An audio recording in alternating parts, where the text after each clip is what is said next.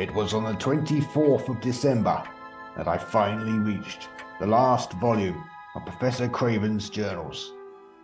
His mysterious death, several weeks earlier, had come as a shock to all who knew him, and his family hoped that by analysing his notes, I could somehow shed some light on his inexplicable departure from this world. Thus far, the search had proven fruitless. There was nothing in the professor's journals to indicate any reason for his passing. However, as I sat alone in that darkened room, both heated and lit by nothing more than a flickering candle, I commenced to read his final shocking volume. It was as if the world had been turned upside down. Suddenly, events no longer occupied their long-established place in the order of things. With an encroaching sense of horror, I read on.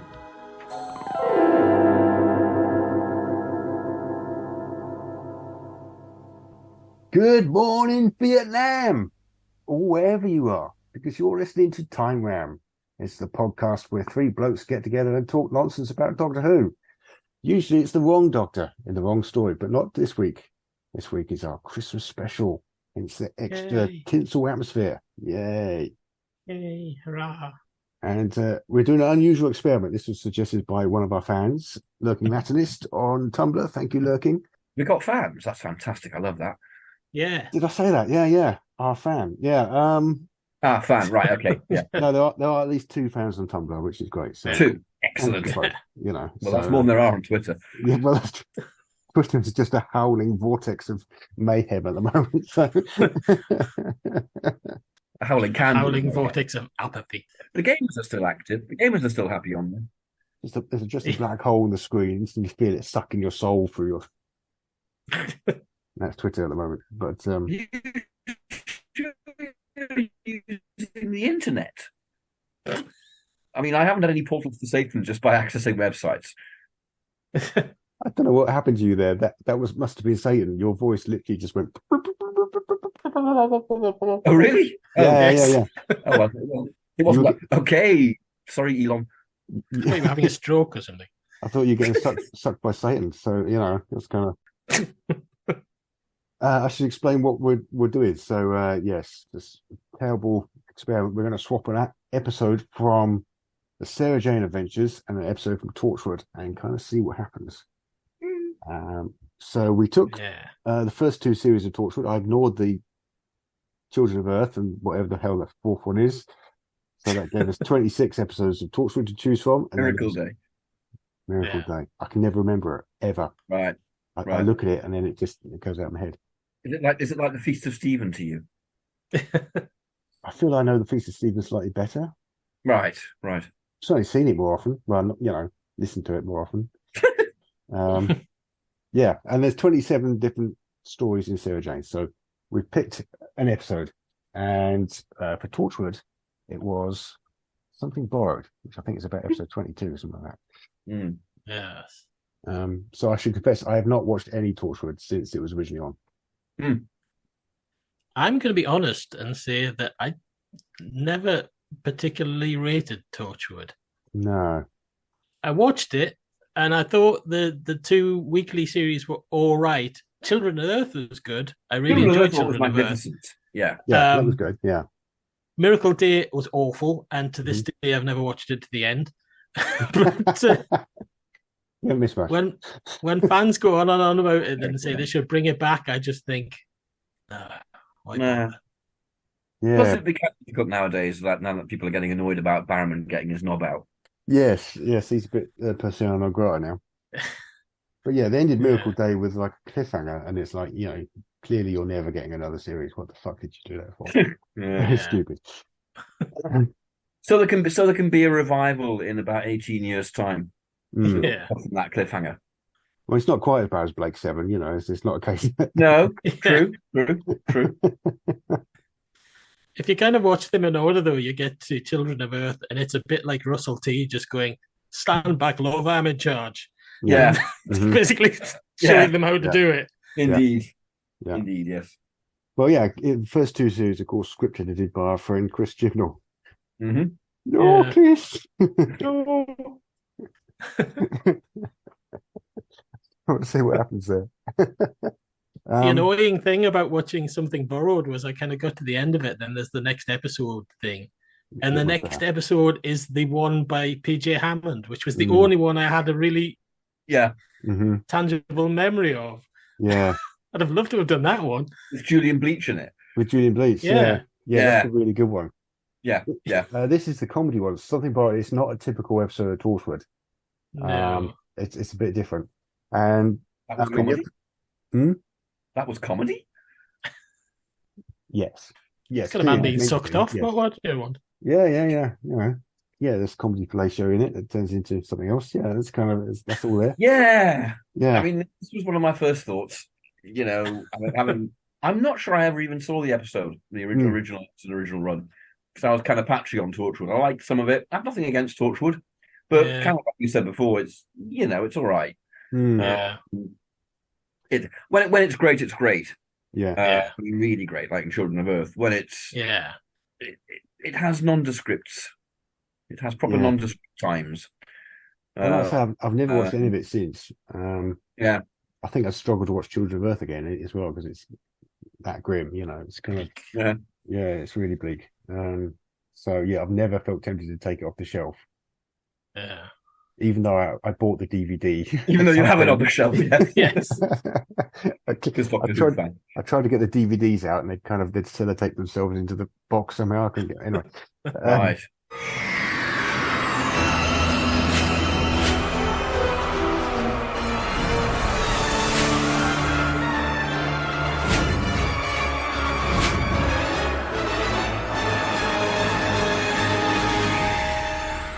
Yes, Something Borrowed. It's by Phil Ford, who wrote a lot of episodes of the Sarah Jane Adventures. Yeah. So it felt a bit like a Sarah Jane Adventure to me. Yeah.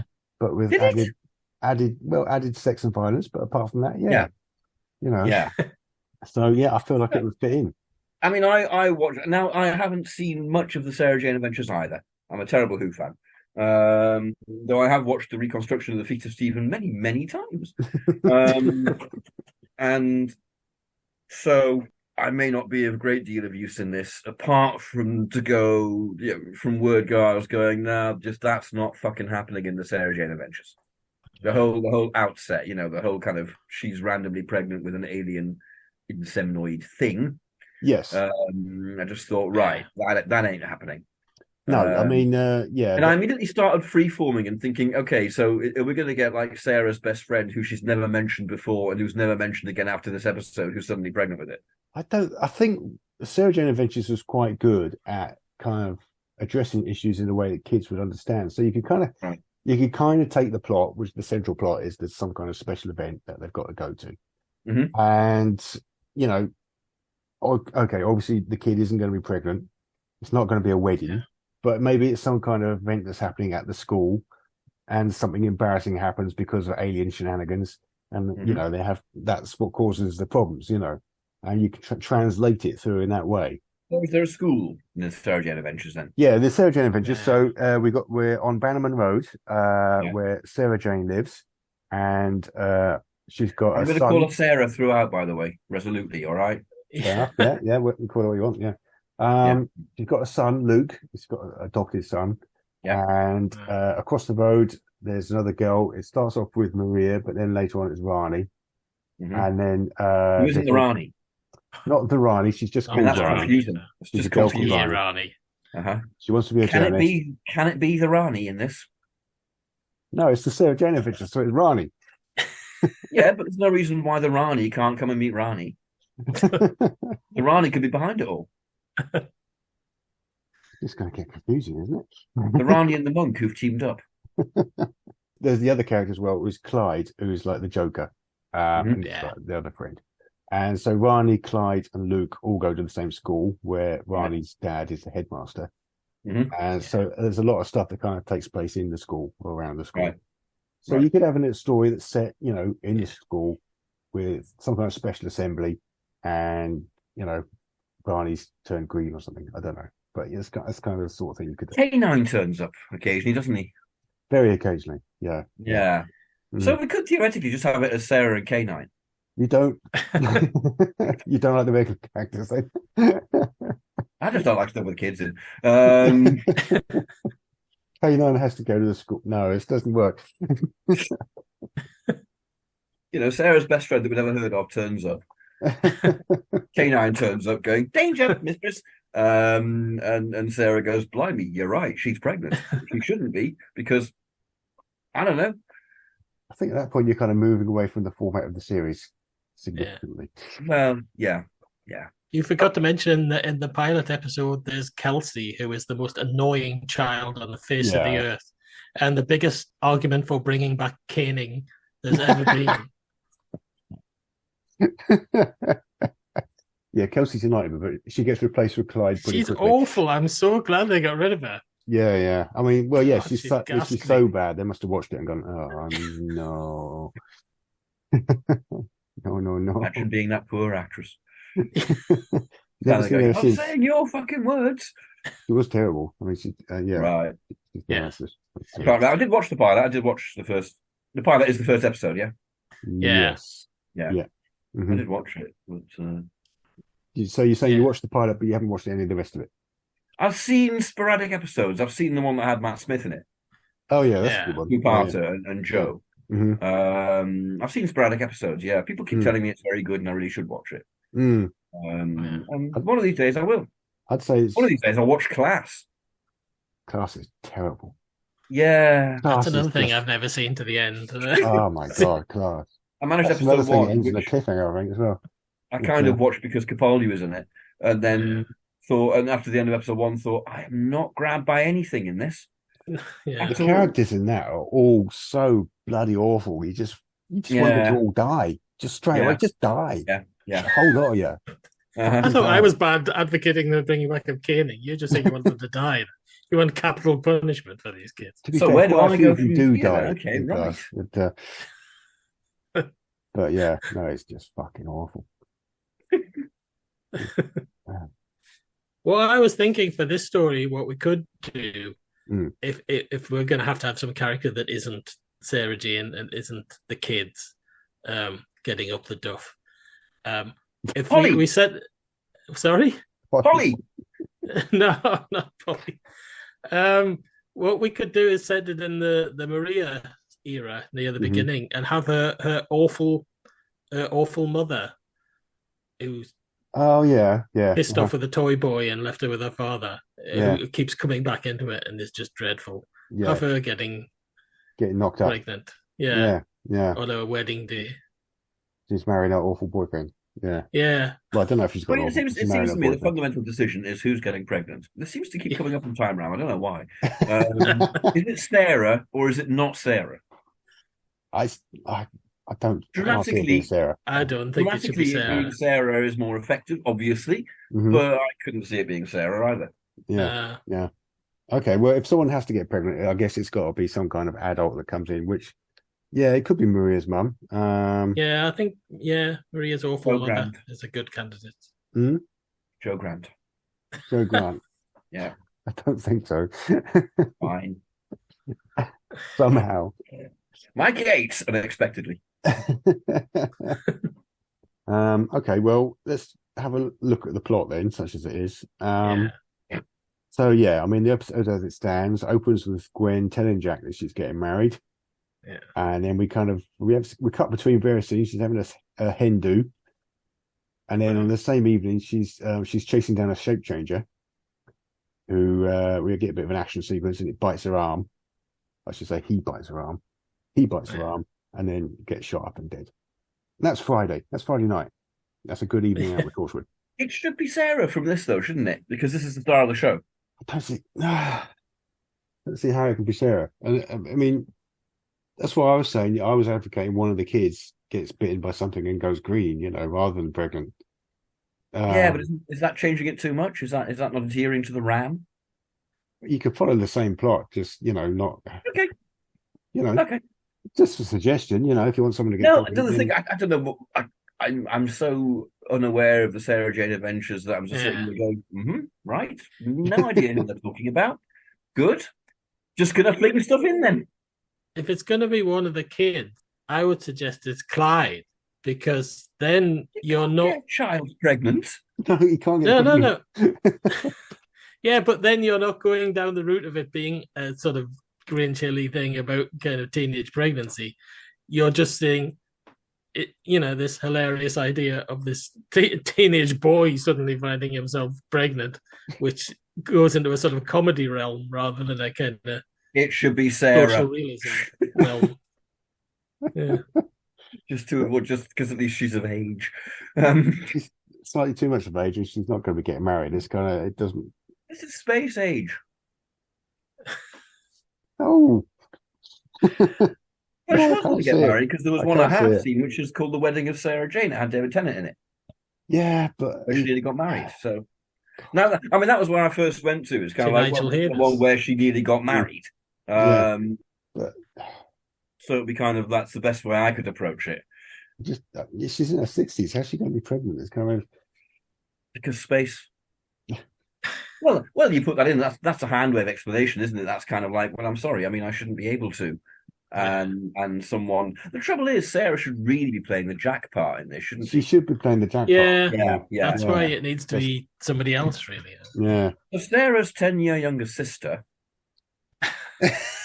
Sarah, turns up. Imaginatively name. Yeah. Sarah Janet Smith. So why are we ruling out Maria's mum then? Because I mean, I would have been. I don't know who she is why. That's the only reason I'm not ruling anyone out. I just haven't got a clue who you're talking about. Yeah. This is cool. I can take a back seat and eat peanuts. She's just this annoying woman who was the mother of one of the kids. Yeah. The backstory is she's naffed off with some sort of toy boy and left the girl with her father. Living with her dad. Right. Yeah. But she keeps turning up, and they annoy. For some reason, they tolerate her instead of just going, "Why don't you just fuck off?" Indeed, yeah. And it should be mentioned that her dad is just the most beautiful man ever. I mean, he's extraordinary, Yes. gobsmackingly good looking. And you think, Right. what? He's left it. Why? And quite young. Why there's the suggestion she's going off with toy boys when he's only about kind of 24 or something? Yeah. And it's very strange. But there it is. And it's all played for laughs. It's a comedic divorcee mum, basically. Right. Your typical Russell T Davies mother character. Okay. Fair enough. So basically, Jackie Tyler. You think Of Jackie course, Tyler, as you're has not been very 100 miles established, away. Yeah. Yeah, she's quite Jackie Tyler, but if she was kind of Okay, I can get my head around that. Yeah. Right. Yeah. Fine. So perhaps she gets in the way. Sarah Jane's chasing strange alien slate jingles through Bannerman Road, and she's just walking down. She's going to visit Maria or whatever. Yeah. And gets bitten. Yeah. Right. Yeah. What is Maria's mum called anyway? We should give her a name. What is she called? Oh, she has got a name. I don't know. Ah, I'll try and find out. Okay. The Unique Peanuts. Hello, listener. They're doing some research at the moment. It's all very exciting. we do actually do this they do this during recordings. They actually, make sure we've got our facts right. And they're doing that right now. This is the cutting edge of technology. The bleeding edge, the white heat, the white bleeding hot bit is what they're doing. It's what they're doing right now. The question is, whose white bleeding hot bit's going to get there first? Da, da, da. Chrissy. It's Barry Chrissy. Williams' white bleeding hot bit. Chrissy. There you go. All right. Chrissy's been bitten. And Chrissy's been bit. She wakes up the next morning. She's getting married the next day, and she is pregnant. She's heavily pregnant. Yeah. And we care, do we? We care about this character. Yes, some extent. You I would mean, give it- So what? No. Because obviously at the beginning of Torchwood, it's Gwen, and we care about Gwen. Yeah. Yeah. Yeah. We care more about Maria. Maybe she's throwing up Maria and screaming blue murder. Maria's going to be dealing with the problem. It's going to be Maria's problem, basically. Right. Yeah. It's I mean, her father's just going to be going, "That's what you get, you bitch." Is he, though? Probably not in the children's series, no. Can he plan to be a Jaggeroth? Just halfway through, just rips his face off and kind of,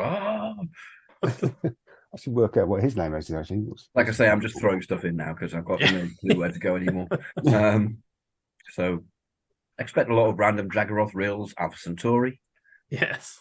Feast of Stephen. It's Christmas. Joseph. Feast of Stephen. No, that's his name. Joseph. No, that's the actor's name. Joseph. No. All right. That'd be good if it was Joseph, because this is a Christmas special. Yeah. Alan. He's called Alan. Not so good. Alan and Chrissy. There you go. Oh well. All right. Okay. So, some plot. All right. Yeah. So, we get some scenes in Torchwood with Jack and Owen, and they're explaining that Gwen will be fine, but she needs to sort of stay in the hub for a few days. So, yeah, this is different. Yeah. This is different. This is going to be Maria going across the road and talking to Sarah Jane. Sarah, yeah. And Mr. Smith, who is a computer. She's got a big computer called Mr. I know who Mr. Smith is, yes. And I have seen the Doctor Who episodes in which Mr. Smith also appeared. Oh, yeah. Did he? No. Yeah, the Dalek one. Thingy. End of Time, Davros, thingy, and Tennant. Yeah. Doomsday. Two Tennants. Stolen Earth. Stolen Earth. Yeah. Not the End of Time. Right. So Maria explains that her mum's heavily pregnant, but she's still getting married. Yeah. And Mr. Smith presumably is kind of going, this is. Well, presumably the problem is that she wasn't heavily pregnant yesterday. Yes. Mm-hmm. That's the key thing that's freaking Maria out. Yeah. Mr. Smith will be doing that wonderfully subtle exposition he always does, where he goes, "She has been bitten by a she's from the planet," and just explains the entire thing. Yeah, which is good. You get the explanations up front. I mean, it's actually less irritating than this Torchwood episode where I was watching it going, what the fuck's going? Who? What are they talking about now? Yeah, you never fucking know the answer when it's important. So that we can cut a lot of this stuff where Gwen's sort of explaining to Reese. We get some emotional stuff with that. Yeah. Though I did quite like Ianto going and buying a new wedding dress. That was quite fun. Yeah. And Maybe the kid's going to buy her a new wedding dress. Yeah. Ianto was always very good. Clyde would be buying a new wedding dress. Yeah. So doing that. Yeah. This bit probably would change is that in the original, Owen's doing an autopsy on the shape changer to try and find out what it is. So perhaps that wouldn't be happening. No, probably not. Yeah. Mr. Smith would be able to tell me nice everything they need to know anyway. It'd be fine. Yeah. K9 comes out from wherever he is and points his probe and goes, autopsy data. They won't have killed it. They won't have killed it in the Sarah Jane Adventures. That it'll be in a cage somewhere. Yeah. In that case, K9 comes out, points his probe, kills it, then goes autopsy data. Fine. Oh, you know what it'll be? It won't look Thank like you very sort of much. what it looks like in Torchwood. It'll be Jimmy V as the grass, won't it? Going, Yeah. in his little cage. Yeah. I'll get you better. Yeah. Yeah. And he's dead. K9's just slicing him up, just never. Do we need him? Can we have K9 as a bit of a psycho kid? Never mind. Just ignore me, can we? I just like the idea of K9 being a psychotic. It's just kill thing. No! Stop it, K9. Like some dogs just go really bonkers. It's just like, stop it! K9, you're embarrassing and you just killed a little person. If it's the Maria era, I don't think K9's going to be in it because they didn't have the rights to that. K9's in it. I don't use it. Right.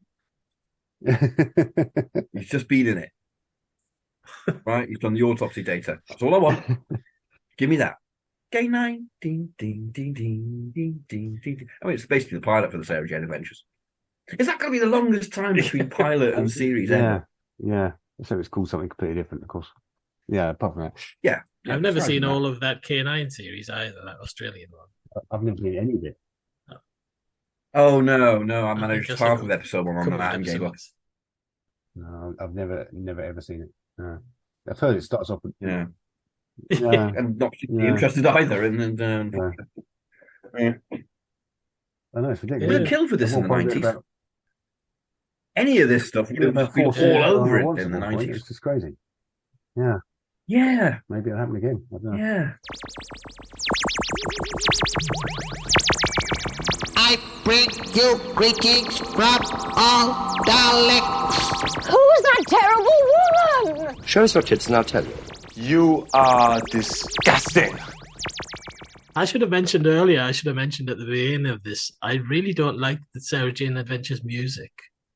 Oh, it's horrible. The theme music. Yeah, it's horrible. It's really horrible. Yeah.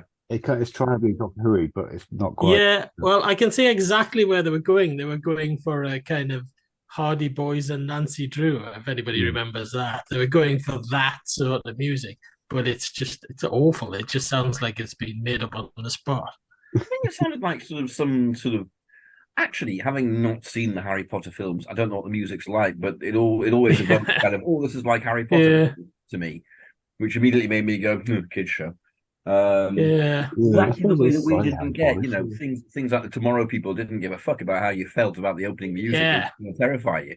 Go for it. Mm-hmm. Or groove the fuck out, like things like Ace of Wands, But, The Tomorrow People just kind of went, this is the Tomorrow People. Here's a hand. Yeah. Here's half a bell pepper. Yeah. TV was different in the 70s. Yeah. In fairness, I never realised that was half a bell pepper until years later. Until see the DVD, yeah. Oh no, I think the Sci-Fi Channel showed it in the 90s. So I taped it on SVHS, of course. Thinking my ultimate and only copies I'll ever get of the Tomorrow People. Yeah.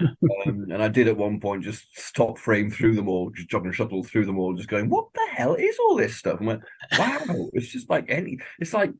Yeah. What's the guy smoking when he was doing it? Yeah.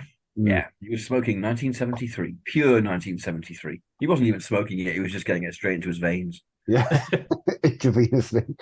Yeah, intravenous 1973. That's how you write it from kids.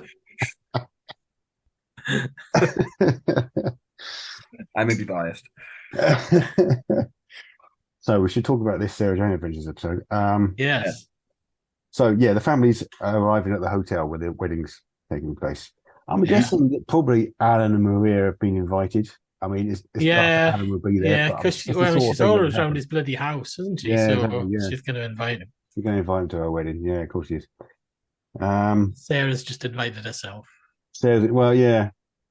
I mean, the original version, Tosh turns up, doesn't she? Kind of to keep an eye on things, and it immediately gets cracked onto by the best man, who for reasons that escape. Oh, this happens to K9. It could happen to Sarah Jane. Let it happen to her. Or Sarah. Fine. Yeah. Yeah. Perhaps Sarah Jane's just there with her lipstick around her, sort of in the background, breaking in. As a sort of we don't want to know about K9's lipstick. I was going there, but I thought, no, I'll just. I'm busy thinking about Trantis. Sonic lipsticks. He's got a Sonic lipstick. So is K9. Yeah, so did Zardos. So is Trantis. Maybe that's why. Merry Christmas, listener. Merry Christmas.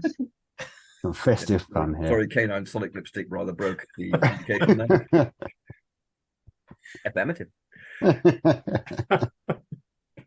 Oh dear. Terrible K9 impression. I'll not do that again. No. I mean, I've been doing exactly the same one since about 1976, 77. So, hey. No, that's all right. Yeah. My voice was higher back then. It worked better. Yeah.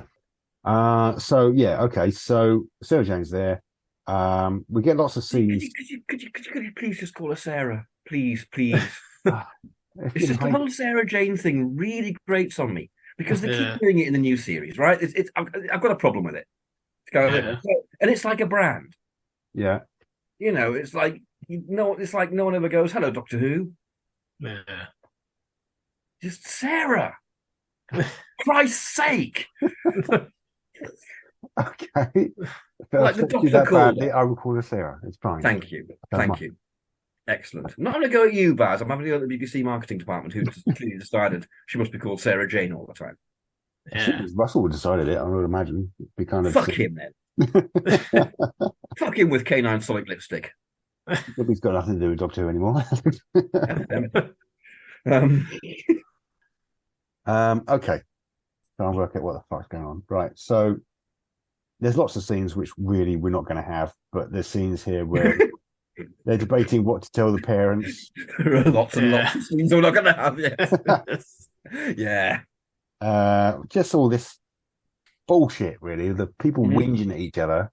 Yeah.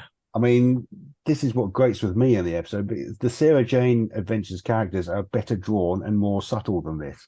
Right. Yeah. These fucking parents that hate each other. They got the mother-in-law character. There's just a bitch.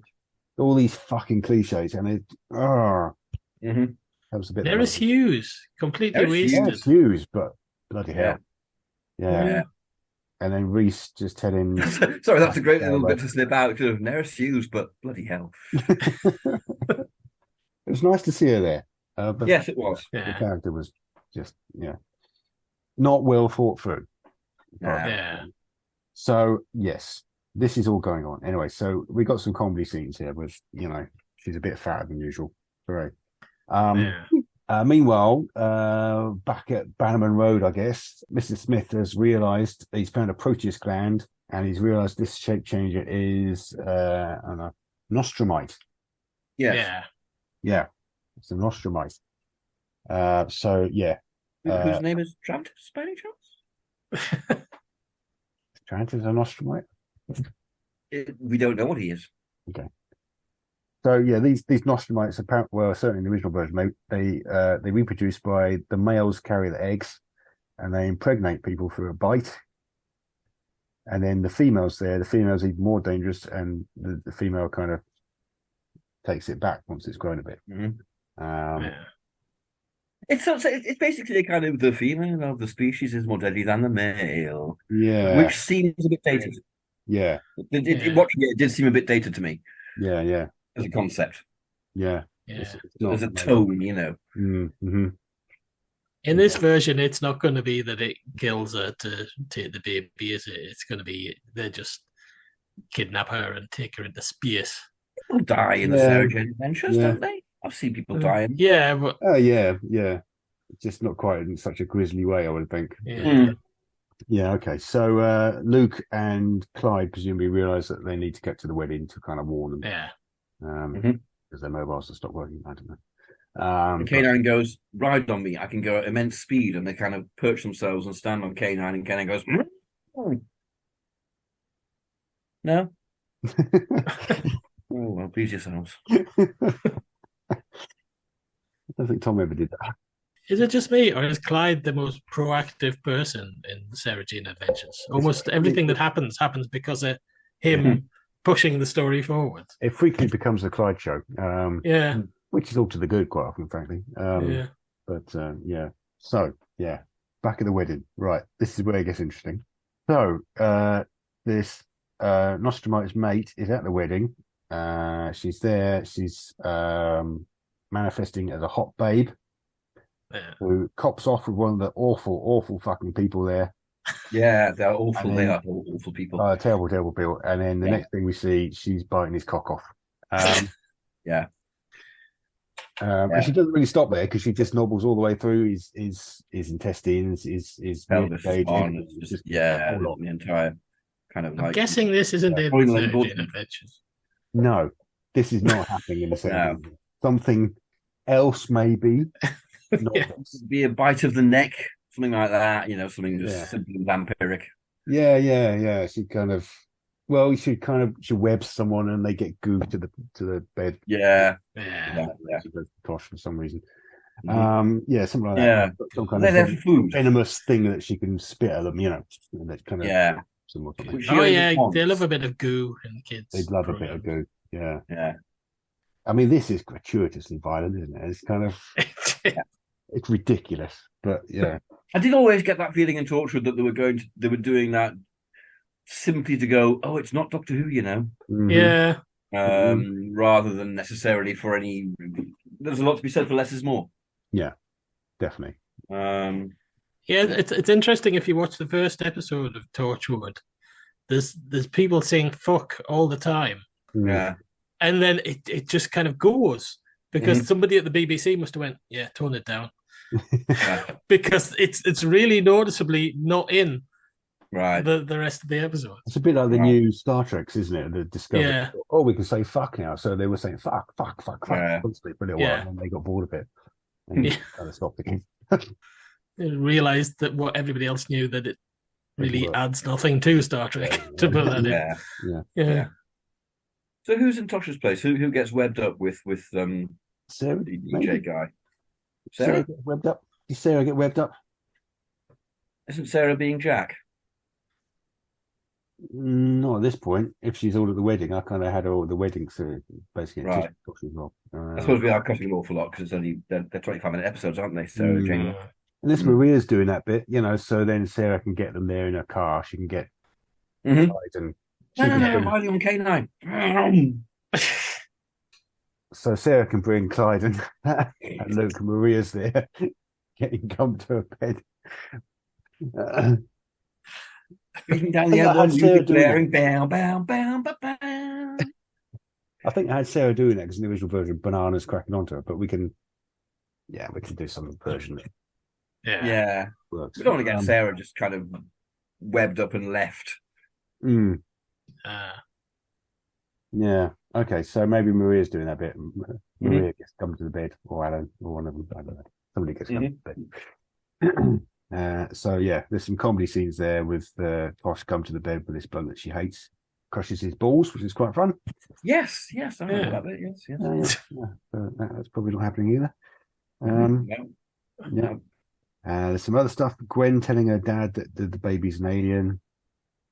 He doesn't really buy it. It's fair enough, really.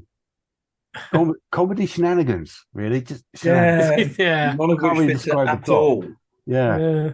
There's not much plot to this. Yeah. But yeah, we get the ceremony. She's walking up the aisle. Who's up the aisle? It's Or Chrissy. the ceremony. It's either that or Trantis. What do you want? Is that your first dad joke for the Time Ram podcast? I think it might be. Yeah. Hey-ho. I'm of a certain age. Chrissy's getting taken up the aisle. Careful. And Or remember the slag heap. So this Nostromite, she's watching, and she's gonna basically zap them or kill everyone or take the egg or something. Yeah. It's probably the end of part one, actually, isn't it? We're gonna have part two. Oh, this is a two-parter. Sarah Jane is going to be a two-parter. Oh, no, you're telling me. Yeah, they're going to be Okay. 2.5-hour episodes. Right. It's about the Well, same in that amount case, of plot. we've got space to fill. I thought we were just going to cram this, as you kind of mentioned, fairly wafer-thin plot into a nice half-hour episode and be done with it. I think, it's comedy shenanigans. We can assume a comedy shenanigans is still going on, but that's slightly different comedy shenanigans. Yeah. I don't know what. More family friendly comedy shenanigans. Yeah. Family. Well, it makes more friendly sense to make it comedy one episode, shenanigans. doesn't it? They didn't do any one episode once. Didn't they? No, Yeah. they're all Fuckers. 2 hours.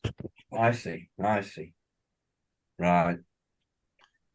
If I remember rightly, they used to show it twice a week, didn't they? They showed... Did they? Or am I remembering that completely wrong? I have no idea. I don't know. I don't have no idea. God, it's like we're talking about the Davison era or something like that. Yeah. So long ago. Some time ago now, actually, Yeah, I suppose it is. Yeah.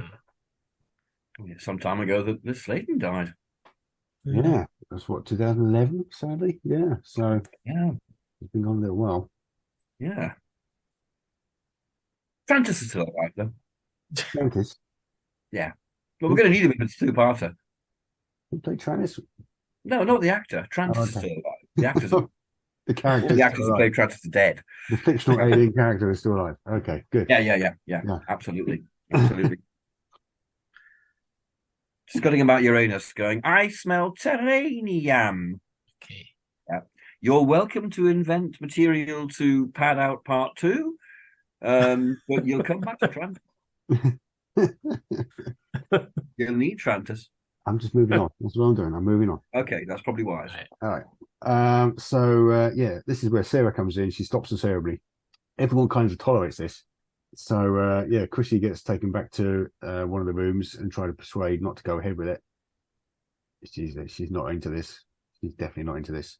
I guess we're focusing on Maria, so it's going to be Maria's kind of upset about this. Yeah.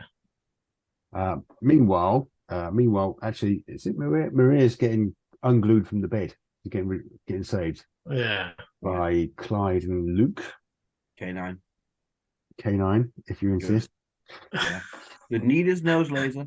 Unglue them. And his lipstick. Shut up. They Just don't. his nose laser. Well-behaved dog. This one, he's fine. If it's canine, he's going to leave a little trail, isn't he? He's going to leave a little lipstick trail. I don't quite know how that works. What? Why would he leave a lipstick trail? What do you think dogs are like? He's got a flat bottom. Sarah's got the lipstick. Sarah's got the lipstick. Canine's got a nose laser. Mhm. Everyone's happy. All right, all good. All is good with Bob. Okay. There's no need to worry about Canine's floor-based seepage, like there is with a real dog. So we get a good 15 minutes out of canines or seepage.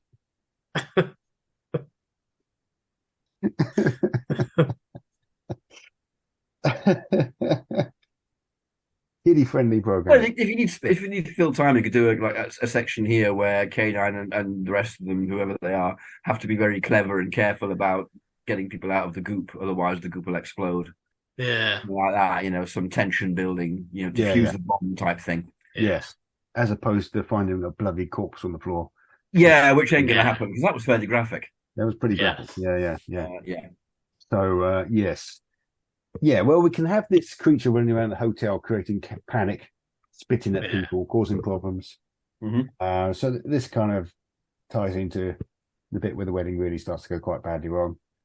Then we have some chase sequences. There can be quite a few of those. Mm-hmm. They're kind of chasing the thing all over the place. And then we have some business. Yeah, this is really filling out the running time. Some business. Some chasing, and there's some business, and there's some. This is the original fucking version I'm talking about. I know. Some business here where Jack mistakes Reese's mum for the soap changer.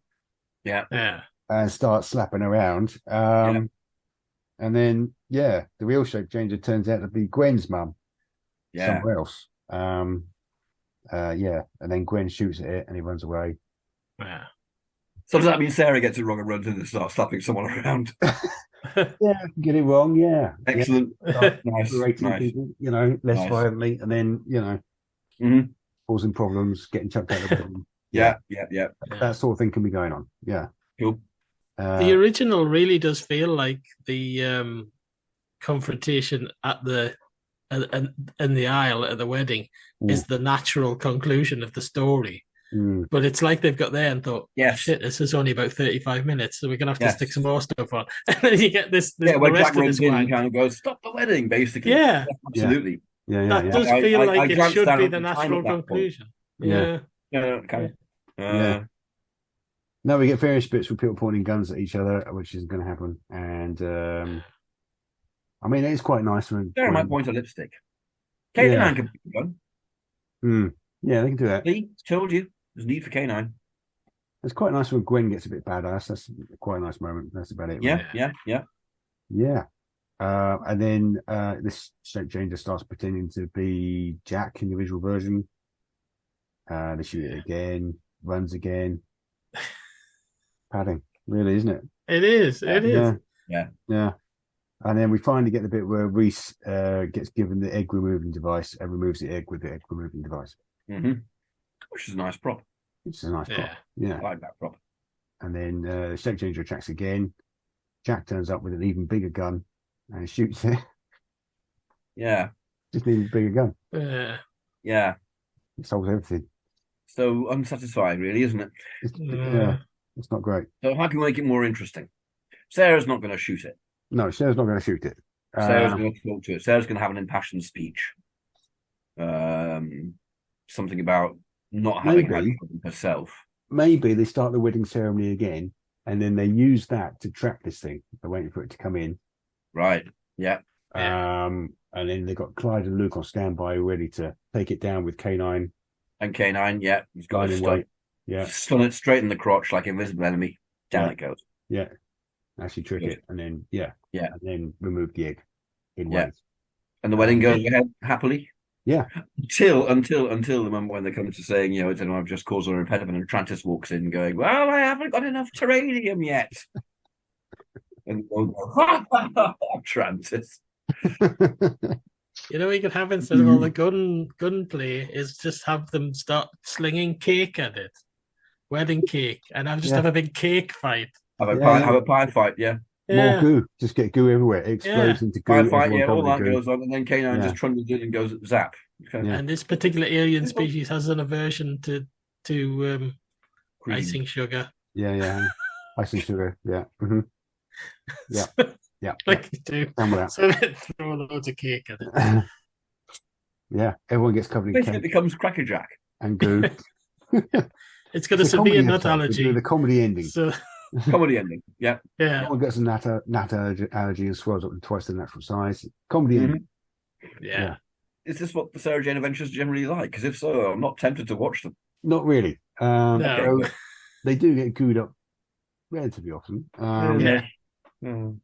Yeah. It started with the Mysterious Planet, where they got comedy goo stuff going on Balazar, and I thought, oh dear, they're doing goo now. They're doing comedy squelchy. They've always done goo in Doctor Who, but it was like comedy goo.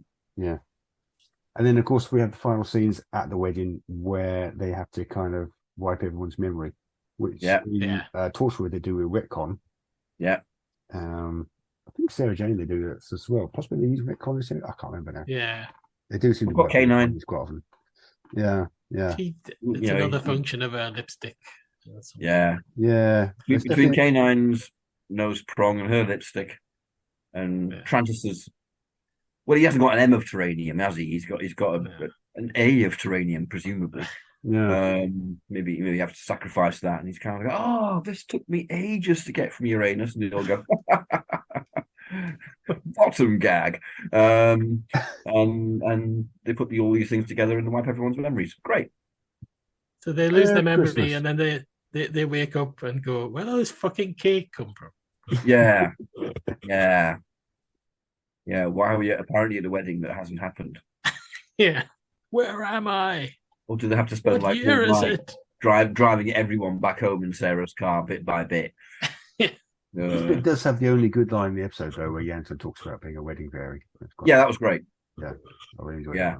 that. Ianto was just effortlessly good in every scene in this. Yeah. Even when he didn't have much to do or say, Yeah. he did it perfectly. Well, he's a hit. And somehow stole it. I can see why he's got a shrine in Cardiff. Frequently the best thing in this, but the best wheel in the world is not a great episode. But it's probably more enjoyable than some of the Torchwood episodes, to be fair. So I quite enjoyed it. I quite enjoyed it. Yeah. I enjoyed it, but I did spend the entire thing thinking, "There's no way this can be a Sarah Jane Adventures." From word go, I just thought, oh no. You know what? Sarah runs down with a gun into a male toilet and starts kicking doors. Oh no. Oh, now she's pregnant. Oh dear. Yeah. Thank you, Time Ram. You've done it again. Then it kind of, like I said before, it got to the end, and the next one is the PJ Hammond one. And I just kind of thought, now that would have fitted really well. I would have preferred to be watching that one. Yeah. But it's I mean, I hate to blame Chris Chibnall all the time, but it did kind of remind me of his era of the show, where all the characters are kind of over the top and unrealistic ciphers, and no one's really thought about this very much. Yeah, the characters were very much there to fit their function in the script a lot of the time, I thought. Yeah. Rather than anything evolving naturally from, plot and character and blah, blah. Yeah. It seems like they've kind of gone, let's do a funny wedding episode, and they've not really put much thought in on that. So, Watched Carry On. Oh, what's the one with the dating agency? Carry On Love Girls? It. No, I thought it was Girls, but isn't Girls the one in with the beauty thingy Carry On pageant? I think it's Carry On Loving.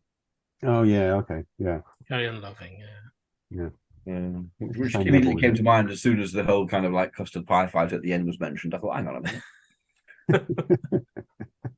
Hattie Jake should turn up in this, but she's dead. Maybe she's playing Trantis. I don't know. We should do Carry On Doctor Who as a Time Ram special sometime. We'll get cancelled. Carry On Who? Yeah, well, we can go for all the Carry On movies, pick one out, and go to Doctor Who. Let's hope we get Sergeant. Yeah, you're going to struggle with some of them, yeah. Some of them. The optimism. Oh, go blimey, that's sexy, that is.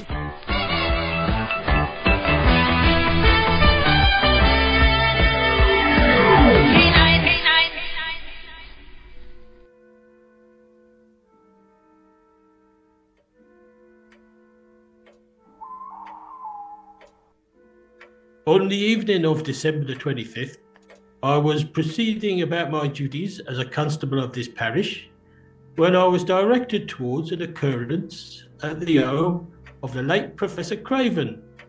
Thereupon, I saw an horrible tableau. The body of the auditor, Mr. Phelps, who had been brought in to examine the belongings of the deceased, was slumped over the professor's desk. He was quite dead. A ghastly rictus grimace of horror slashed across his face. What could have caused this terrible fate? My only clue was in the book that he held in his stiffened claw-like fingers. I wrenched it from his grasp, with some little effort I might say, and saw that it was one of the professor's journals. A morbid curiosity overcame me, and I started to read the wretched volume.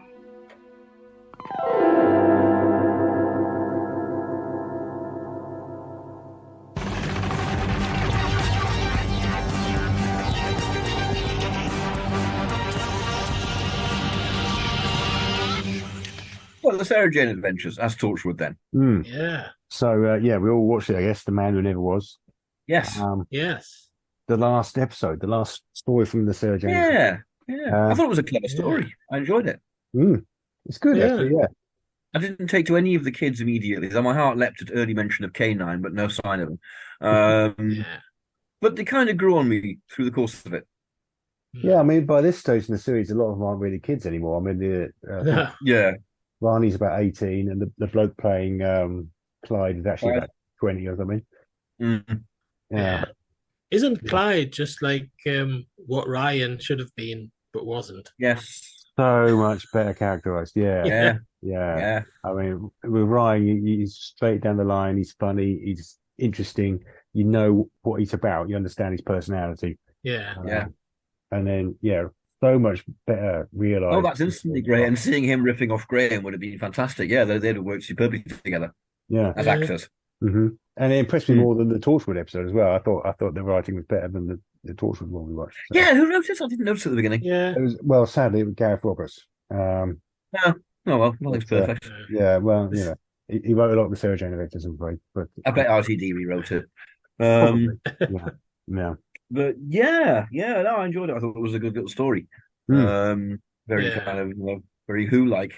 If you want sort of old school Who in the 21st century, Sarah Jane Adventures is kind of where you go to. Well, the trouble is, it did have too many lashings of Disney on it for my taste. In terms of CGI, the music particularly was very, to my mind, syrupy American teen show type stuff. I'm not saying I want radiophonic blarting by Malcolm Clark. I kind of do want radiophonic blarting by Malcolm Clark, but that's just a life choice. You might be the minority there, I think. Is that how he's credited on the end titles? radiophonic blarting by Clark Vok. Banging his tubes in a corner, happy as Larry, making Larry reverberate. Who is Larry? Why is Larry so damn happy? Is who happy? Happy as Larry. Who's Larry? Yeah. Why is he so fucking happy? Can we find him and just kick the shite out of him to make him a bit less happy? Because Larry annoys me. Get a crew down there, kick the shite out of him. Take a crew down there, kick the shite out of Larry. Yeah, happy. What's happening to Larry? Is he having a blowjob? I don't know. I don't know. What, forever? He wouldn't be happy if it had been going on for that long. He'd be atrophied and shriveled. And so would she, unless it was some kind of mechanical blowjob machine.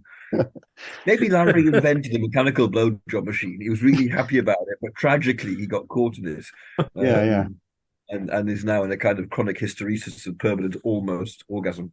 Right, okay. Yeah. Larry would be Merry in hell. Christmas. That wouldn't be happy as Larry. That would be, I wish you the penile hell of Larry. You are disgusting. Anyway, the Sarah Jane Adventures. Some appropriate Christmas humour. There's no reason why you can't talk about penis hell at Christmas. If more people did, the world would be a better place. Is that your forthcoming Christmas single? Penis hell. Penile hell of happy as Larry. Penile hell at Christmas. That's what Larry opened for his Christmas present. My penile hell. must go off We and didn't know use it was this penile now. hell when he opened it. I mean, you wouldn't use it if you knew it was going to be penile hell for eternity. I don't know why it gives him eternal life. I just feel that it does. Because everyone's been saying happy as Larry forever. Yeah, So yeah. Harry's got a long life. Larry, I want rather. some Christmas pud. No, I'm just going to strap this on. I'll see you in Yeah, you know, I mean, Yes. he must have Christmas pud. He'll be fed. Otherwise, he couldn't still be alive. Yeah. It wouldn't be You that need to keep his protein levels up, obviously. Um,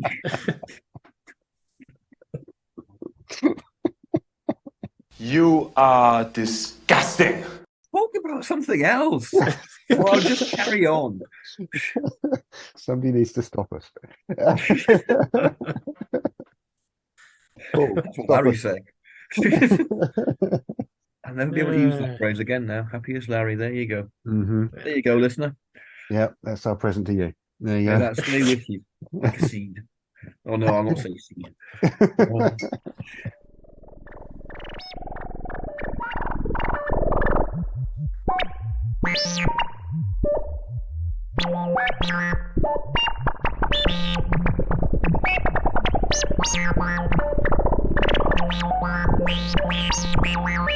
Oh, please be quiet. So this was the very last Sarah Jane Adventures. It was, wasn't yes. Yeah. Yeah. The last time we get to see Liz Sladen as Sarah Jane, sadly, Yeah. Yeah. which I guess we'll talk I about. don't know if they'd intended to, because it's a much shorter season, that one, isn't it? I don't know if they did. There was more stuff shot. I know there was more stuff right. shot, but I don't think any other episodes were completed in terms of shooting. So they edited what they could finish, and that was the last one. Yeah, I know that they had a budget to make like 1.5 seasons, and then they were going to sort of biggish gap, and then another season and a half or something. I think. Yeah, yeah. Obviously, she got ill in between. Yeah. Well, the inconvenient timing, but yeah, it's just that's how it was, obviously. But I've occasionally wondered if RTD would find a way to use the existing stuff in a kind of Shada-esque way to give Sarah a presence in something, but I don't know what it was shot on. I don't know if it was HD or whatever. I suppose it probably would have been. it would have been HD. It yeah. might have been quite fragmentary though. So, Yeah, this is it. But apparently stuff was shot. There is existing stuff, but nothing. No completed episodes. Yeah. So I'll do some plot then. Yes. Yeah. So we've got The Man Who Never Was, which is now an episode of Torchwood. Initially opening on 13 Bannerman Road, but we're not there now. We're in Cardiff. We're in Cardiff. We're in the Torchwood hub where Captain Jack is enjoying penile hell. And it would be forever for him. And it would be forever for him. Maybe he's Larry. He's Captain Jack is indestructible. Yeah. You are not. Neither's Ianto. Do not attempt penile hell. Never insert yourself into a perpetual motion machine. Yes. Okay. So he interrupts his penile help. Maybe because there's something on the telly. I don't know. It's some kind of advertisement for Joseph Surf. It wouldn't be him. Joseph Surf, yeah. This I noticed this because it seemed like it's a name that stood out to me because it's one of the pen names that McGowan used when doing The Prisoner. I think it was for writing one of the episodes.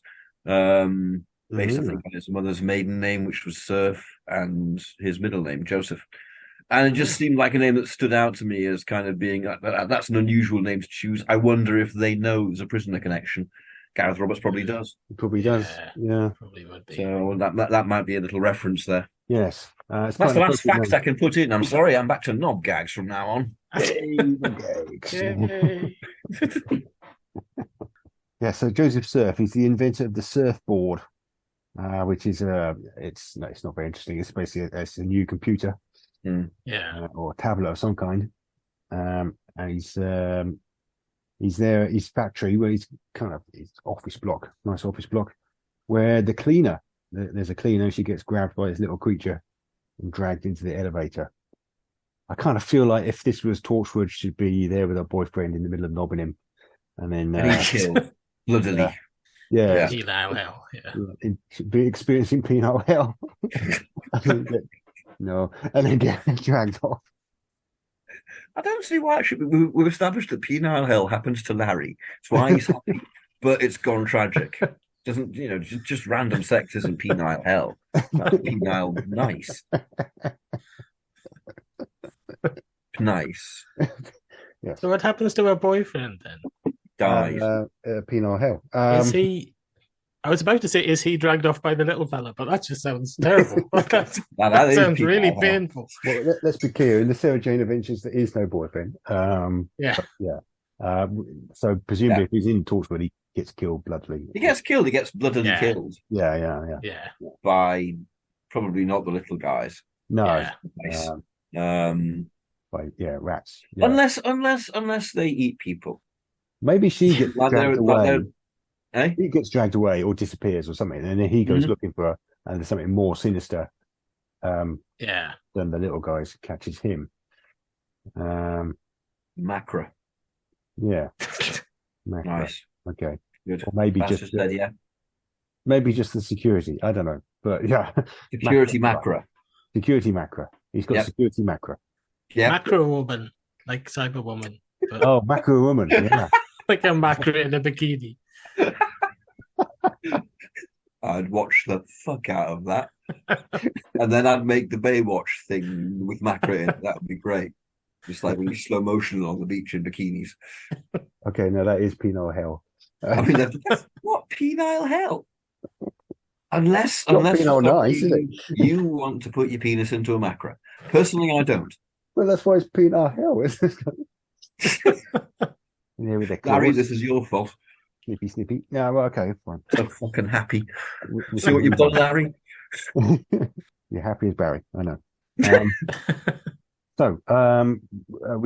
We get back to Bannerman Road, basically, where certainly in the original version, Luke, Sarah Jane's adopted son, is home from university, and he gets to meet her adopted daughter Sky for the first time.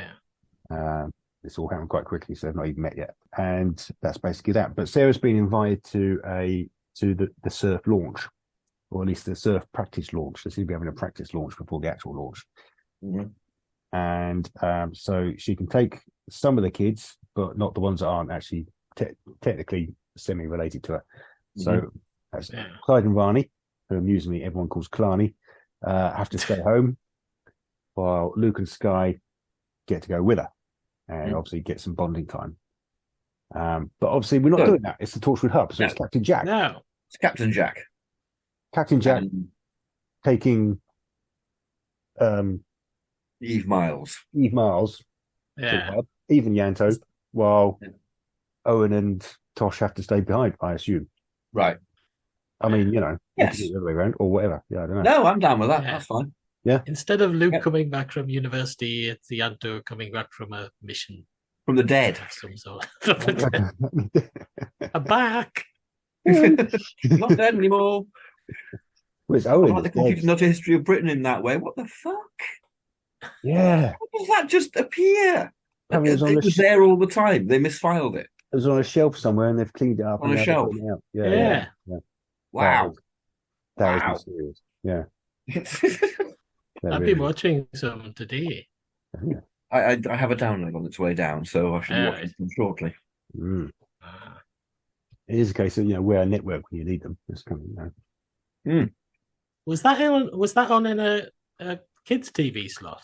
Yes. There's some quite questionable gags in there for a kids' TV slot. I would have said. It was 1969. Kids were different.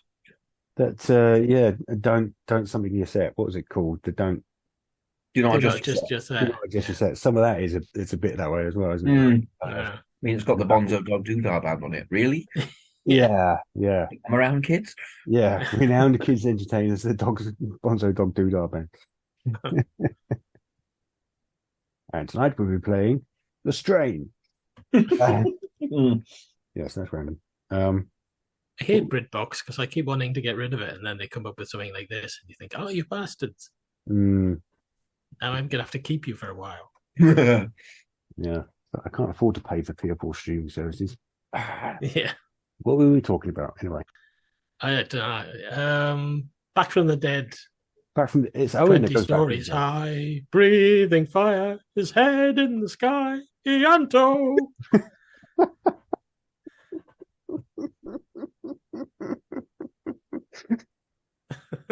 Oh, dear. I feel like I might actually be 30 stories high from now on. That would amuse me.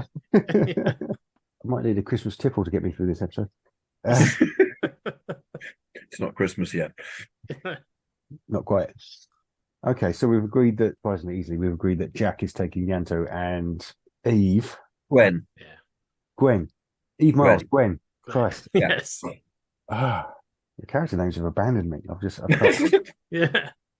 yeah.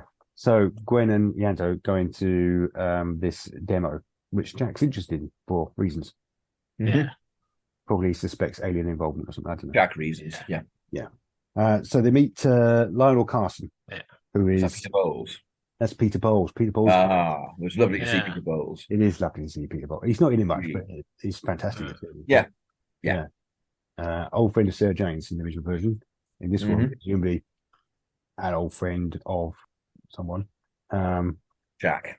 Jack's got an old journo friend from the 1960s. Yeah. Or something. Yeah. Yeah. Keeps going, you're looking great for your age, Jack. Well, Yeah. And also there's John Harrison, who is the PR guy. Yeah. And he's kind of organising the whole thing. I suppose we should cast some of these people, unless you want to keep Peter Bowles, I suppose. Yes, I do want to keep Peter Bowles. Yeah, fair. Yeah. Of course, I want to keep Peter Bowles. Uh-huh. Yeah. I mean, he's of the right age for him to have known him in the 60s, isn't he? So I suppose. Yeah. Uh-huh. And John Harrison played by that guy from did that sitcom, didn't he? With the You narrow it down a bit. oh man. Having The name's going. Yeah. Was it James Dreyfus? James Dreyfus, yeah. Yeah. I didn't think he was very good. I wouldn't rate him as an actor, you know. He's quite entertaining. Oh, he's in Thin Blue Line as well, wasn't he? He was in Thin Blue Line. That's what he's best Right. at. He's quite entertaining. He's likable, you know. He seems to have made a decision at some point, James Dreyfus, to steer himself away from comedy and do a lot more straight roles. And he's kind of better at comedy. Yeah, I wouldn't take him for playing straight roles. Well, yeah. In any sense of the word, yeah. But okay. I mean, who do we fancy in this role in? Who do we? When was it made? Torchwood was made like 2006, 2007, I suppose. Yeah. McGowan. So I fancy in the role. Yeah, Patrick McGowan. Whim. Yeah. But, I'm getting a no. I'm getting vibes of a no. Paul Dany. I feel like it should be a younger actor. Trouble is, I don't know any younger actors. I should look up. Some... Yeah, quite. Yes, it's our usual problem. Yes. Thinking of actors in the noughties. I don't know who's around. Yeah, no, I'm not a clue. Yeah. Might just be Paul Darrow. Paul Darrow. Again, a bit old, really. I would have thought for that poll. I don't know. David Tennant. Peter Capaldi. Or Deck. I mean, he was in Torchwood anyway, wasn't he? He was in Torchwood, yeah. Wow, Peter Capaldi as a PR man, that'd be absolutely terrifying, wouldn't it? Yes, it would. Yeah. Buy my product. I don't know young actors. No, I'm absolutely hopeless. No, to we're drawing a think of blank. anybody. We're drawing a blank. Never mind. Somebody from a soap. Yeah, some soap actor. Craig Charles. Dudley Dyer. Craig Charles can do it. Craig Charles. Yeah. Craig Charles. You've turned down Patrick McGowan for Craig Charles. Yes, I am. Watch me do it. Oh, I'm watching. Okay, so Harrison basically he takes them to this kind of practice presentation, in which I don't know why they're having a practice presentation. They've invited the press. It seems really fucking odd. But again, Surf comes in. He does this big speech about how great the surfboard is, and but while he's there, he glitches, just very subtly glitches. In the original version, Luke and Sky notice this because they're aliens. Jack's an alien. Yeah. Well, he's from the future, isn't he? He's kind of. It could just be a more obvious glitch, like everyone goes. Well, that's weird. Yeah. Or Jack's slightly time sensitive, or something like that. Yeah. Maybe Gwen's just really observant. I don't know. Yeah, observant Gwen. So it's a bit strange, but it doesn't. It passes unremarked by most of the people there. And then they get given a sample board to play with. They get to take this surfboard back. They take it back to the hub where they kind of run it through some tests, and they kind of confirm that Surf died. Surf died a couple of years earlier, Is this Owen doing the tests? Is he doing like forensic prodding? It must be Owen or someone, yeah. Yeah. Doing forensic prodding, yeah. Mm-hmm. In the original version, it's very much Mr. Smith steps in and does Yes. what he does. It would be really useful for Torchwood to have something like Mr. Smith, wouldn't it? It would be really useful, but they just don't. They just don't have it. No. They've got a rift. They got a rift. Somehow they find out the Surf's dead. Yeah. I just thought it was that easy to find out. Everybody would have said, hang on, isn't this bloke dead? Police records, some clever records they can access. They can hack things at least.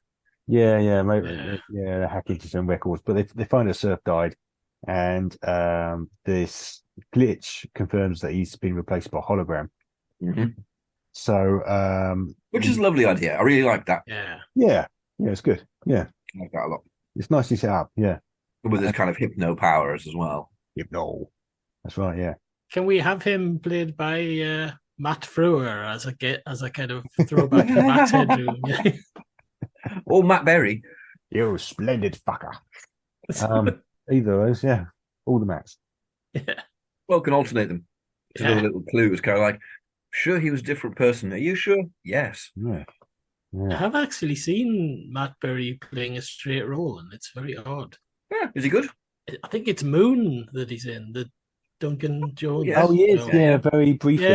Yeah. In a straight role. It just seems really odd to see him in a straight role, but he's not bad. So yeah, we can have Matt Berry. So. I didn't realize until recently Matt Berry is on the the title music for Strictly Come Dancing. Oh, right. He's on that. Apparently, because he's mates with the composer, so he played a bit of guitar in there, and the voice in it—that's him as well. It just kind of goes, "Hey, that's Matt Berry." Music's his big thing, apparently. He does the acting and stuff because it funds music. That makes a lot of sense. His album of TV themes is great. I don't know. Yes, it is. You've ever heard it. It's great. He's done about 12 albums or something, hasn't he? I mean, he's madly productive. Yeah. He's also virtually my favourite thing in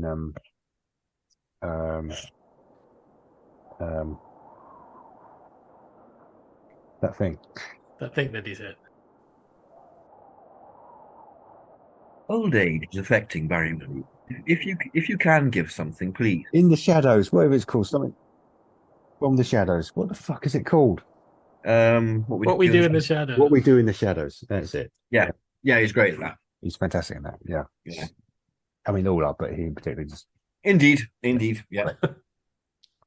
So yeah, they do some investigating, and it fits in really nicely in the original version because Sarah follows up her suspicions by calling this company to demand an interview with Surf, and so they get back in again. She takes Luke and Sky in again, and she meets Harrison and Surf. So I did rather like that. In what turned out to be unfortunately Sarah's final adventure, she's right back to her roots as being a journalist and being clever about it. Yeah. That was nice. Yeah. It's really nice. Yeah. He was just one of the Torchwood lot pretending to be a journo. Yeah. I guess, they'd kind of, they'd have to send. Yeah. Ianto, because he's like really tall and breathes fire.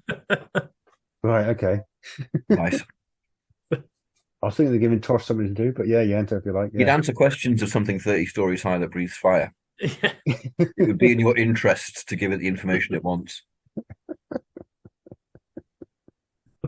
Okay, so Ianto then. Ianto.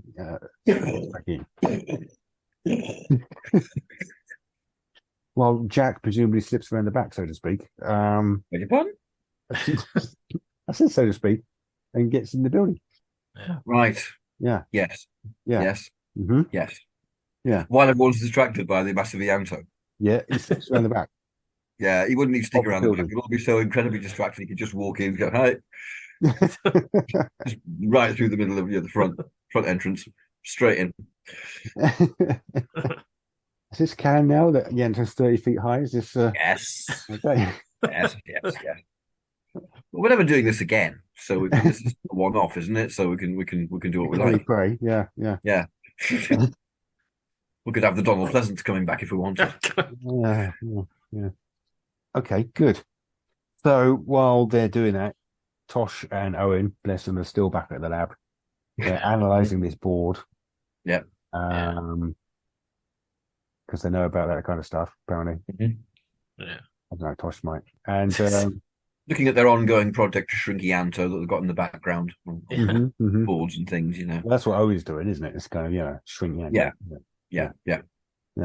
So yeah, they find this board's not really very special. It's just some bog standard components. Yeah. So it's not even as good as an iPad. It's just it's a bit naff. Jack and presumably Gwen break into the basement where they see some Jawas, I've written here. Kind of do. Yeah. Kind of do. I love the way they all wear welder's masks, so only one has to have makeup.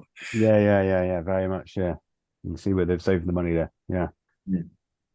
Yeah. So they're basically operating Surf. Surf's upstairs talking to Ianto through the window, and he starts acting a bit weird because these guys are running him and they're getting a bit distracted. He's a very labor-intensive creation, isn't he? Yeah. They couldn't have boiled just a robot that's got some kind of agenda of its own. They've got to be pulling a lever for everything. Chameleon. These guys desperately need a keyboard. Yes. Yeah. Give him a more sophisticated interface. Yeah. In general, big levers. Yeah, no wonder he glitches. Yeah, it's mental. I'd glitch. Yeah. So, the interview goes strange, and, Ianto's able to demonstrate the Surf isn't real. I think the original version, Sarah, spilled water on him or something. I think she's does something clever. And so this prompts Harrison to pull a gun. He pulls a gun on Ianto. Yeah. In the original version, the Sarah Jane version, we get into the end of episode 1. It's a two-parter, 2.5-hour episodes. We might probably have to compress it slightly, actually, to get it into one Torchwood. I think so. Yeah, slightly. Yeah. But yeah, the main Jawa takes his mask off and he's got one eye. Yeah. It's kind of cute. Yeah, it's like a mini version of Bernard Breslau from Krull. If he'd been hit by a lift. I thought they looked like minions. Yeah. I'm aware of minions as a concept. I do not know what they are from, nor do I wish to. They are beneath me. I won't tell you. I think that's probably pre-Minions. Pre-Minions, yeah, probably, yeah. And they're not yellow, but yeah. They're quite good. They're well designed. They've got the one big eye, so they're good for a cliffhanger, but they're also quite cute. It's Christmas! Oh, the pain. The pain. Right, stop that! Silly! So these little creatures, do we think they look the same in Torchwood or different? I don't see why they wouldn't look the same. There's no reason for them to look particularly aggressive or anything. No, I think this is quite a kid-friendly design. I'm not sure they go for something quite this. They might have like big nasty teeth. Yeah, it's the odd thing. They get away with certain things in the Sarah Jane Adventures that they don't in other shows. It's kind of the big eye in that. You can see it's made of rubber and stuff like that, which they do in the Sarah Jane Adventures. I think in the Torchwood or even Doctor Who, they kind of probably resist doing that. Right. Maybe they make them look a bit more sort of malnourished, like Belial, sort of, a bit kind of, that sort of thing. Yeah, I mean, one thought that did occur to me was, obviously there's a very strong slavery message in this story. That they're explicitly set up as being slaves, which I think Torchwood would run with. So it occurred to me they could be, sexy slaves. Penile hell. Just wearing rags and things, There's not always sex in Torchwood, is there? No, I guess Funnily not. enough, my mind never went there at all. I never looked at them and thought, you know what they could do with being sexier. Maybe I'm thinking too hard about this. Does that happen when you watch, say, Carnival of Monsters? Do you look at the functionaries and go, I can't wait to see them getting it on in their hygiene chambers? Dirty functionaries. Let me eradicate you. Yeah, okay. Perhaps that's a bad idea. It would be that one really enthusiastic functionary, the rabble rouser. Yeah, He'd yeah, be the one standing He'd on be top doing there, all the that's getting it. it on, and the other guy would be standing by with his lip Yeah. watching.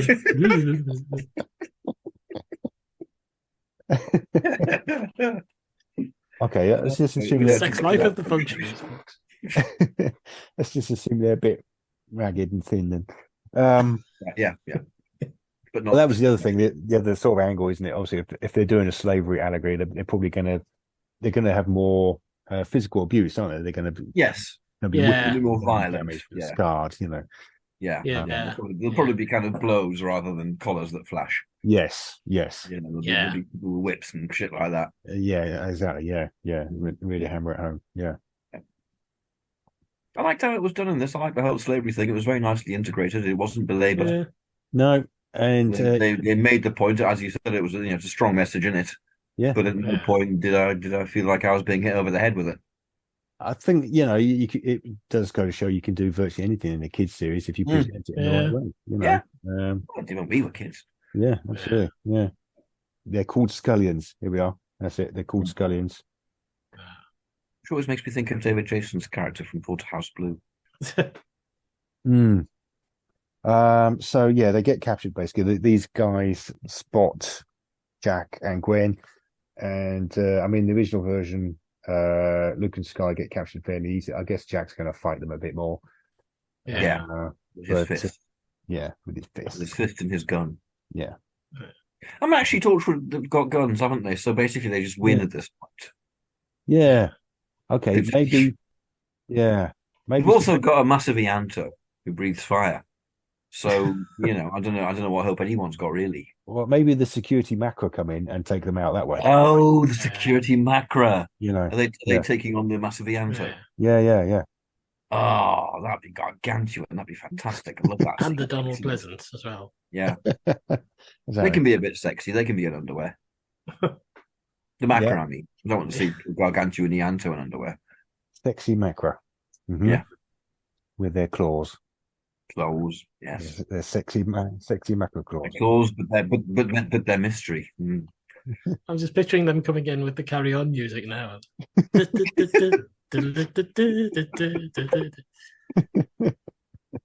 the claws. How else should a macra ever enter a room?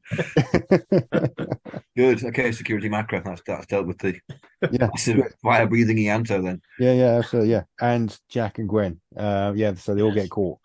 Yeah. Right. How are you going to put Ianto in a cell?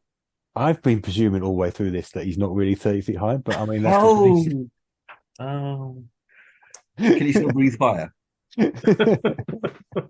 You think he breathes fire? I do. Yes. Since you ask, yes, I think he breathes fire.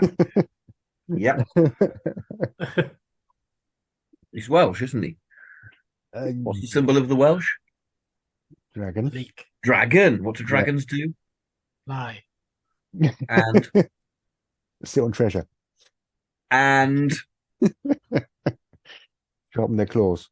Oh, fuck off. Anyway, okay, so they all get caught basically. They get locked in, and we learn that Harrison bought these scullions. There's a slave trade in aliens going on, and he's in on that action.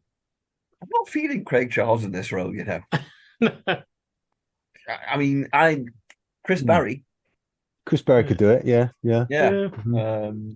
He's just, Chris Barry could do the sort of slimy businessman bit a bit better. Yeah. I think. Yeah, he probably could. I just can't imagine very Liverpudlian Craig Charles in this part.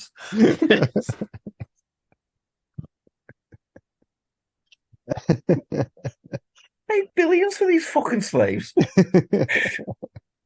Yeah, they're starting. Where the fuck was I? Right, okay, yeah. So yes, should explain.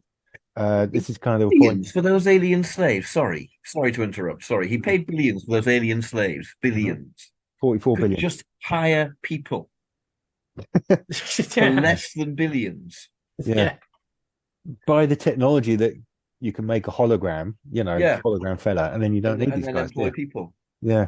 to Why do you even need the hologram fella? Just hire a shifty actor. hire an Yeah. actor. Yeah. Just Yeah. say, play this Yeah. part for me. Yeah. That would solve so many problems for him, wouldn't it? Yeah. Yeah. Yeah. Okay, this plot is full of holes. Okay, so yeah.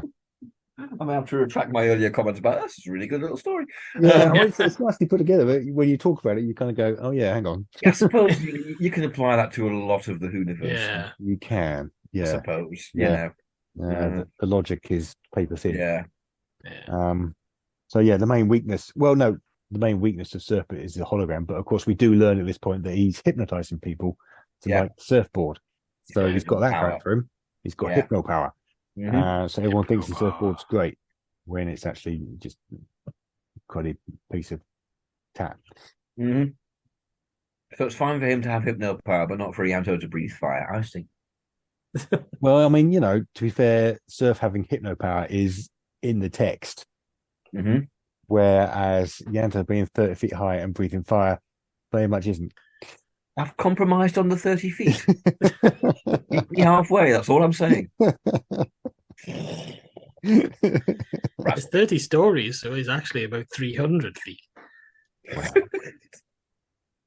Okay. Don't complicate it. Anyway, You need a lot of security macro to take down a 300 for Ianto. yeah. Not a sentence that's been used before. No. No. Hurrah. No. That's a new one. Well, you see, that this is how it works. This is why we should be in charge of businesses. With the money saved by simply hiring human beings, Mhm. Yeah. you could buy an awful lot of security macro. Yeah. Yeah. Yeah. Okay. You could buy a platoon of security macro if they come in platoons. Well, I don't know what they come in. Well, maybe we don't need the Scullions. Maybe in Torchwood they would have stolen technology and security macro. He's bought the security macro on the slave market. Mm-hmm.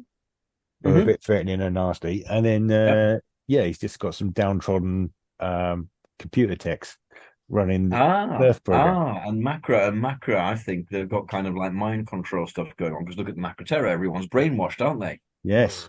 So there you go. There's where the hypno powers come from. Yeah. Nice. Hypno macro. Great. Hypno Yes. macro. Good. Excellent. Good. Nice. There weren't enough macro in Torchwood. Yeah. No, there aren't enough macro in Doctor Who in general. No, it's good to solve this. Yeah. It should be one of There's the no seasons. such thing as macro. Huh? There's no such thing as macro. Whether is that. That's what they want you to think. So we get some scenes where they're all locked up. We've got Luke and Sky in the original versions kind of bonding in another cell somewhere.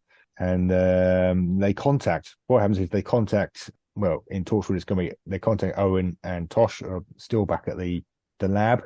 Mhm. They get in touch with them somehow. And they come in pretending to be journalists. Yeah.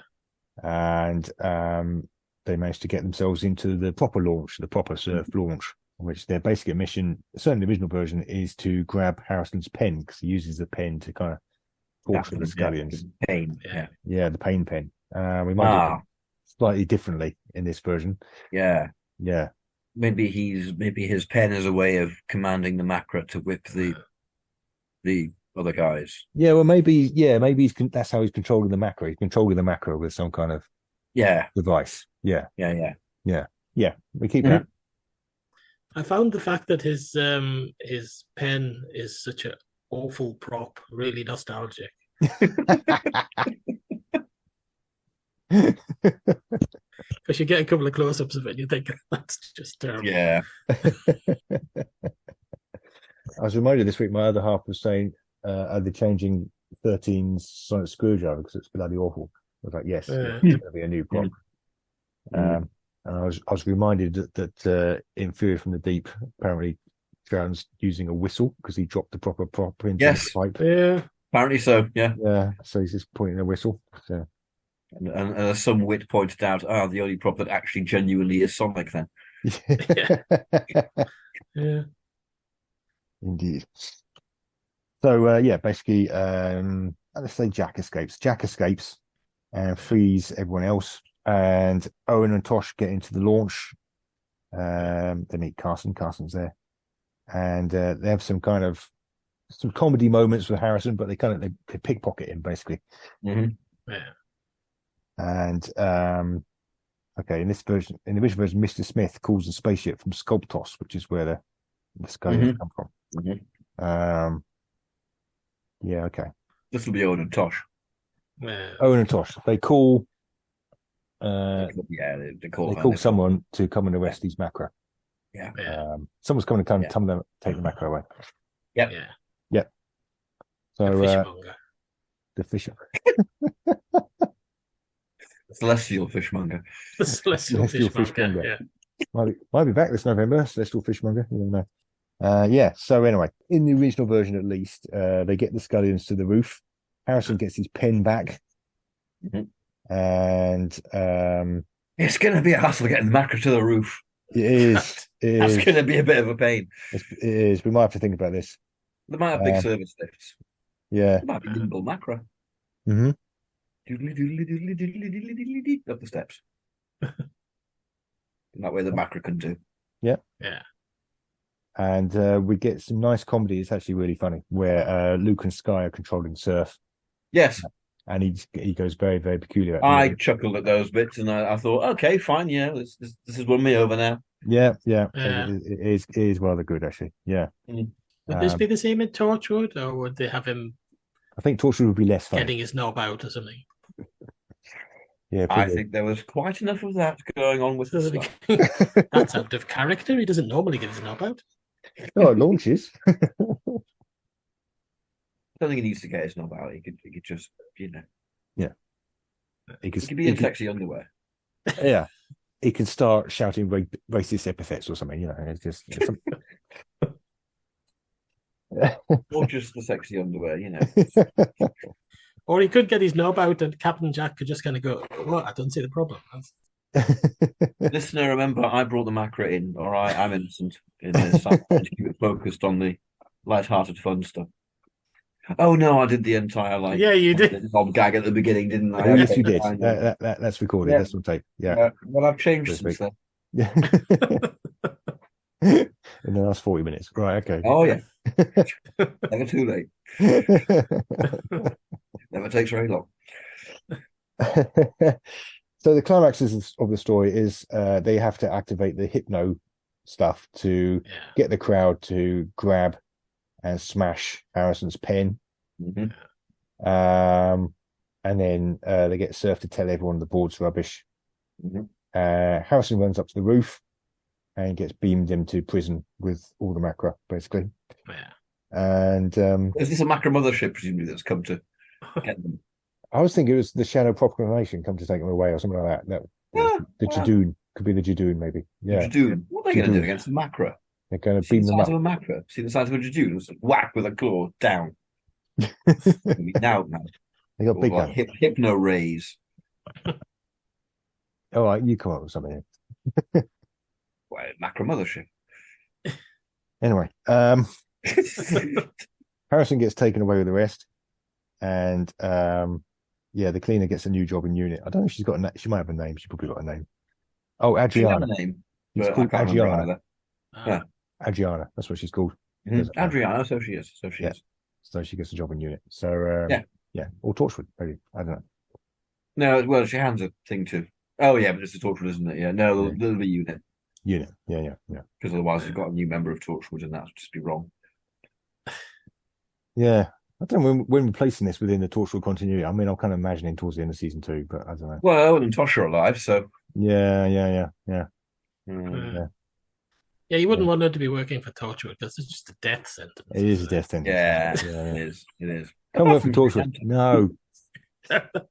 Nothing will stop Ianto. No. Not at that height.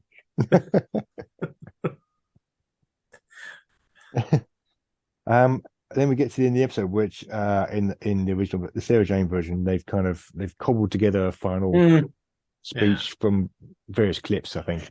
Yeah. But it brought a tear to my eye. That was a final appearance. Yeah. It was an abrupt ending, but for obvious reasons. Yeah. Very sad. But a nice episode to go out on. It was. Yeah, I mean, a good story, and like I say, it was nice that it made quite a lot of her being a journalist. Yeah. Tied it right back to the Time Warrior. It's good that she's in it a fair amount because there's quite a few Yes. Sarah Jane Adventure episodes where they've kind of to give her a rest or whatever. She's not there. Yeah, sure. Yeah. So it's good that she's fully in it, you know. Mm-hmm. Mm-hmm.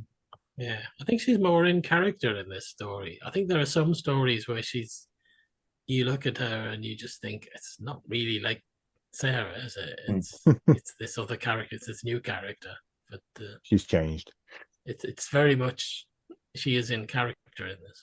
Mm-hmm. And I must say, I enjoyed this way more than I did the Torchwood episode we watched. Yeah. Same here. Yeah. Though, of course, our version's infinitely better for having tons of macro in it. And a 30-foot Ianto. Yeah, okay, yeah. 20-foot Ianto, macro climbing Ianto. Yeah. Mm-hmm. Ianto swatting at biplanes. Through Cardiff. Yeah.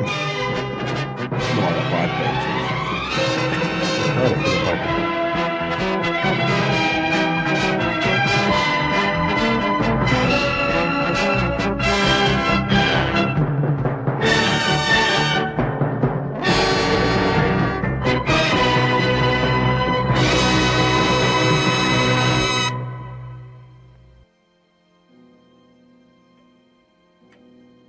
It was on Boxing Day that I attended the home of my late cousin, Professor Craven, to check upon the progress of Mr. Phelps, the auditor. There, I found the body of Constable Hardwick, slumped next to the corpse of Mr. Phelps, both killed by some terrible, unseen force. Were it not for my training as a doctor of pathology, I would have said that the pair of them had died of fright. In front of the constable, lying open on the desk, was the final volume of my cousin's journals. If any clue to his departure was to be found, surely it was in there. And yet, the contents of this book seemed to have had a profound effect upon both Mr. Phelps and the constable. My mind was assailed with a terrible dilemma. I could only know the truth by reading this cursed volume. Would I take that risk? Would I read this ghastly book of death that had already claimed 3 lives? Would I?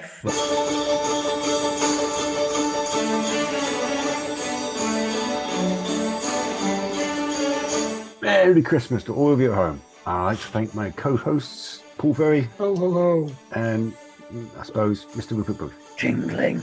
Also need to thank Ben Jones for providing our music and Santa for providing our presents. You can find us on the website previously known as Twitter. I'm there as @BazTimeRam. Rupert is @Rupert Booth and Paul is @PaulFerry8. We can also be found on our own website, which you'd be better off going to than Twitter. Don't go there, it's stupid. And we also can be found, we've got our own Patreon site. If you want to join us on Patreon, help support the production of the show, you would be most welcome. And also, if you could leave us a review, wherever you get your podcast from, that would also be very helpful. Thanks again. We'll see you not quite in the new year, but not far off. Bye.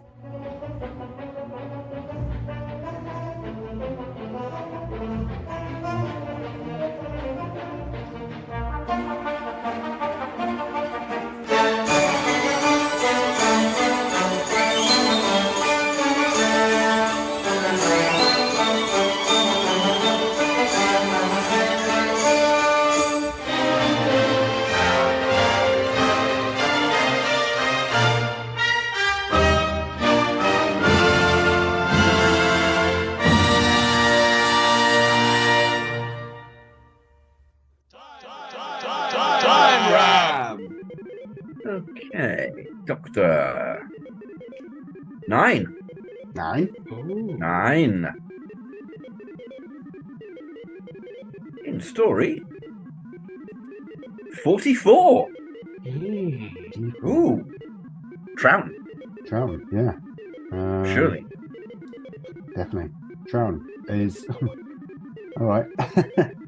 The Dominators. Oh, excellent. I like it already. This is the damaged post-Time War Doctor. Yeah, in the Pacifist Society. Yeah. Yes. Okay. Actually, that could be really interesting. That's what it could be. Yeah. That could be really, really interesting.